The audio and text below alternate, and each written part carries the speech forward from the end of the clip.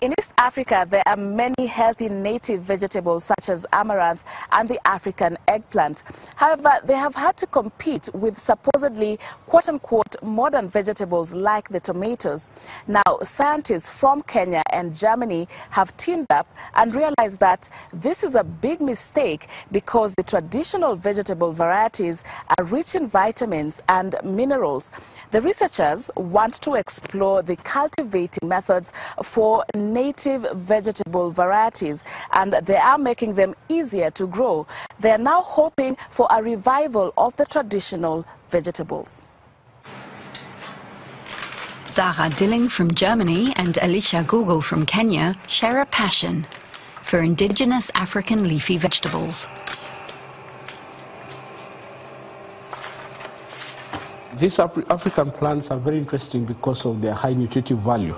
Like, for example, the African kale has got high content of glucosinolates, which is a very good antioxidant in the body. And also, likewise to the African nightshade.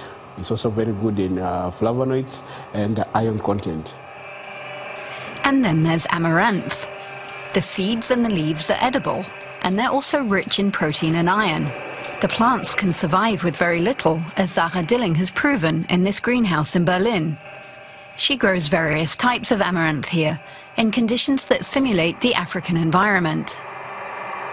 These are the amaranth plants I'm testing. I keep them at 15 to 25% of their water holding capacity. You can see how well the leaves develop even with a minimal water intake. Down here they're a bit dry, but at the top the plants look amazingly healthy. This wouldn't be possible at all with something like corn, which needs a lot more water.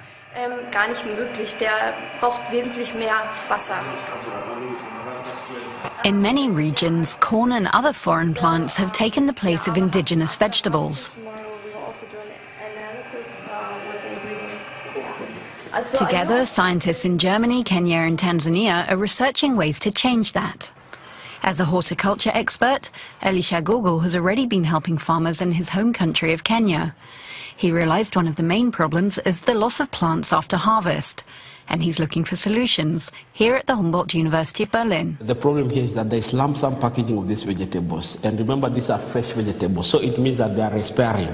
So down here what is happening at the bottom is there's a lot of respiration, and this because of the ambient conditions, which is about 20 degrees Celsius, these vegetables, most of them go into waste. He's testing alternative packaging in this environmental chamber at the university. He can regulate the temperature and humidity.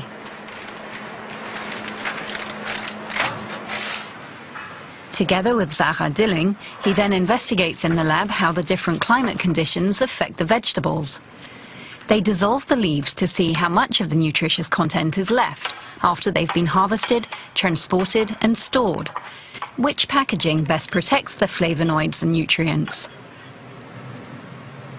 The results from the amaranth plant are plain to see. When you packaging, for example, use of packaging like this, as opposed to the bigger bags that I earlier showed you, the gunny bags. This kind of packaging material will help in the preserving the nutrient contents. Elisha Gogo's research also shows that exposing the vegetables to additional UV light after harvesting increases their shelf life. He wants to research this point further. Humboldt University's expertise and technical equipment help him in his research, like this high-performance liquid chromatography machine. It's very sophisticated and really very expensive, and that is why I had to come here to learn how to extract and use it for analysis of flavonoids and phenolic acids. The international research project has given the plants a new lease of life. Their reputation has been changing in Africa for some years. Once considered food for the poor, they're now a fashionable superfood.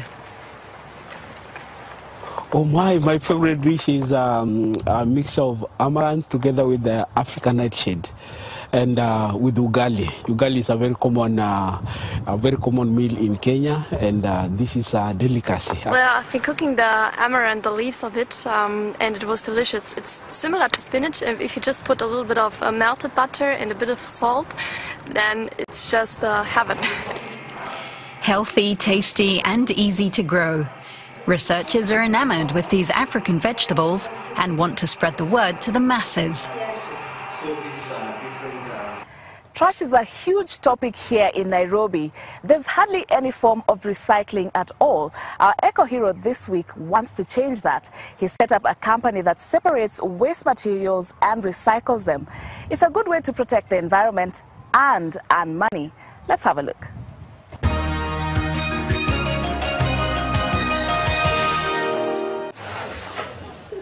Employees from Taka Solutions collect trash twice a week in Kangemi, a poor, sprawling neighborhood on the outskirts of Nairobi.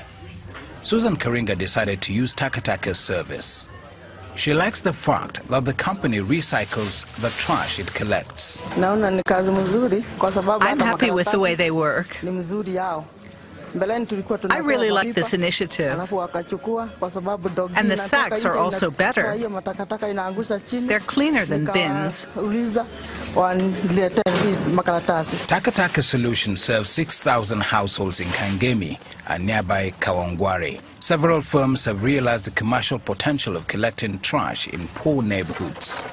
The trouble is, most of the garbage ends up on illegal dumps. Taka is the only company here that also recycles. Its trucks take 12 tons of trash every day to the sorting center in Kangemi. Taka, by the way, is the Swahili word for trash. Daniel Paffenholz, who is Swiss, founded the company in 2011. He lived in Nairobi as a teenager and knew about its garbage problem. His startup is backed by a number of international development aid organizations. It is now starting to break even. Paffenholz wants to expand its operations. We would want to become like a wholesale waste manager, so we want other companies to come to us. But now in order to incentivize them, we need to be able to accept their waste at a very low fee. And so we need to become more and more efficient. Each sorter processes 400 kilograms of trash a day. If they manage more, they get a bonus. There are 100 people on the payroll. Ruth Munieva Macau's base pay is the equivalent of only 100 euros a month. Still, she likes her job and that she is doing something for the environment. The past 3 years I've been here at Kangemi. Let's say it was not like the way it is now. Because the area was at least dirty, and at the moment it is clean at least. The company now has clients across the city, including shopping malls and hotels. It is looking for more firms to take the materials it recycles. In our country, like in Kenya, people have not embraced so much the recycling part of it. So it's making sure people understand what we do and making sure people embrace using more recyclables. Creativity and flexibility are needed to make a recycling operation like this work in Nairobi. To attract poorer residential customers, the prices for collection are staggered. As a company, we'd always like to charge more if possible, but that doesn't work like that. So especially in low-income areas, you need to be able to charge very little. Otherwise, people just don't have the ability to sign up. Taka Solutions sometimes comes to an international school in Nairobi to talk to the kids about the importance of recycling and environmental protection. Braeburn School separates its trash. Not many schools or households do that in Kenya. Parents love the fact that we have that we do this, and that when we say we're hoping the children will be responsible citizens, responsible global citizens, and we are actually doing this. I've shown parents around before who are new to the school, and they've been very impressed seeing the bins. And in fact, somebody said to me once, I chose your school because I saw the bins. The company also holds workshops at regular Kenyan schools to raise awareness of these issues. But so far, few of them have chosen to separate their trash or recycle. It's not a short-term approach, but over time they will be the ones who will hopefully, push things towards recycling on a larger level. So if you create that awareness early on, I think that's helpful going forward. Paffenholz social enterprise is taking root. Taka Solutions provides work and helps the environment. It's helping to solve very material problems and also to change attitudes in society.